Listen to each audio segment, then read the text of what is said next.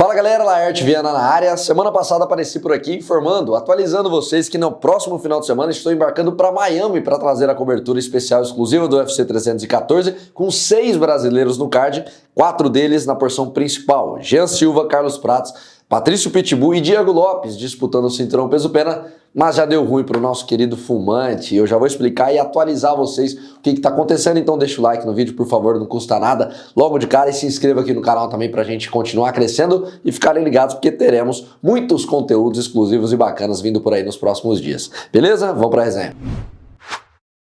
Pergunta rápida aqui, me respondam com sinceridade. Desses 4 nomes que eu citei que estarão no card principal do UFC Miami, qual desperta a maior curiosidade de vocês? Diego Lopes, pela oportunidade de trazer o cinturão peso-pena de volta ao Brasil após 8 anos, desde que José Aldo deixou o posto, e ainda mais contra o Volkanovski, top 3 da história da categoria, ou a aguardada estreia de Patrício Pitbull, que se tornou um dos maiores nomes da história do esporte, mas que mesmo brilhando e se consolidando na concorrência, sempre existiu aquela curiosidade para vê-lo se provando no maior octógono do mundo. E o embalado Jean Silva, que roubou a cena na última coletiva e tem toda a rivalidade criada com Bryce Mitchell, que está vivendo um inferno astral por conta das declarações repugnantes que deu recentemente sobre o bigodinho. O mundo inteiro quer ver o cara apanhar e o Jean foi designado para a missão. Ou o Carlos Prates, que atuaria pela primeira vez em 2025 e poderia invadir o top 10 dos meio-médios após um 2024 mágico em que assustou o mundo e se colocou no 3º lugar do pódio, atrás apenas de Alex Poatan e da Topuria, como grande destaque do mundo das lutas. Eu sei que é extremamente difícil escolher, cada um tem o seu tempero especial,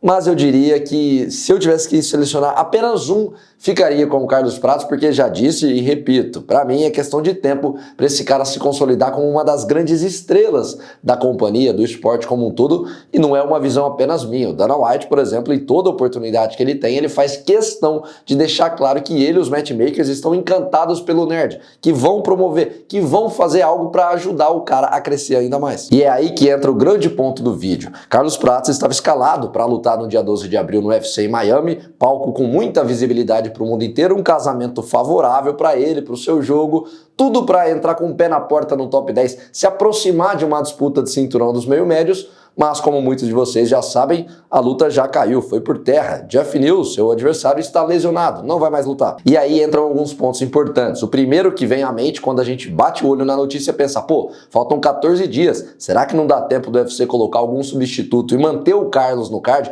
para lutar na mesma data? A gente sabe que isso acontece até com certa frequência, é comum casamentos acabarem mudando de última hora, o UFC sempre pega alguém e coisas do tipo. Então, na teoria, sim, não seria uma grande dor de cabeça, mas na prática vai ser difícil por conta do contexto. Eu acho difícil que coloquem algum desranqueado para o Prates enfrentar justamente pela premissa de que estão apostando na imagem do cara e vão tentar escalá-lo contra alguém que esteja acima do ranking. E aí a gente pensa, qual top 10 vai aceitar uma bucha de canhão dessa, matar no peito esse abacaxi sem basicamente nenhum tipo de preparação, com apenas 2 semanas de aviso? A chance é baixíssima, porque a gente sabe como é que funciona o modus operandi da galera que está ranqueada.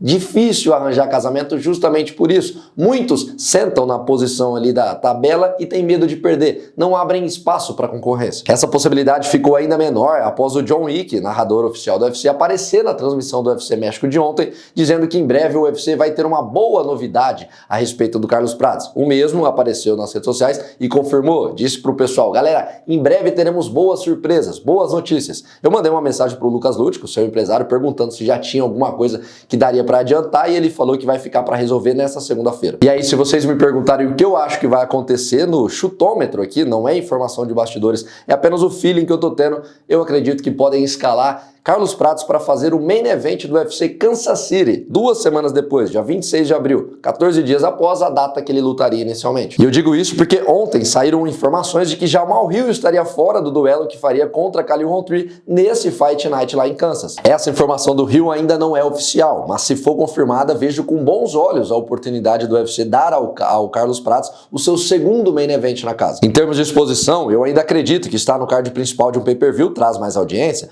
mas liderar esperar um evento, ter o seu nome no pôster, rosto estampado, além de receber uma recompensa financeira maior no contrato, também é uma moral bacana, não deixa de ser uma promoção. Se isso for acontecer, aí temos alguns casamentos que seriam possíveis, né, dentro do que a gente tem na categoria disponíveis. O meu plano A seria o número 7 do ranking, Ian Gary. Esse duelo já foi cogitado nos bastidores em um passado recente. O irlandês não atua desde dezembro e está saudável, querendo voltar a lutar. Pelo fato de vir de derrota, ter perdido a invencibilidade, é de se imaginar que olhar para trás na tabela não seria um problema. Outro caminho é pegar o desvalorizado Leon Edwards, que vem do maior sacode da carreira e talvez esteja querendo chacoalhar a poeira e provar que ainda tem lenha para queimar. A empresa, que ama realizar a famosa troca de bastão entre gerações, pode forçar a negociação para tornar o duelo viável. O inglês não está em condições de escolher nada. Mesma coisa do Colby Covington, que se encontra em situação parecida e tem praticamente uma última ficha para jogar. É quase um vai ou racha. Até o Kamaru Usman entra na conversa. Passa a ser usado como escada ou quem sabe até se retira do esporte, algo que ele já deixou a possibilidade em aberto,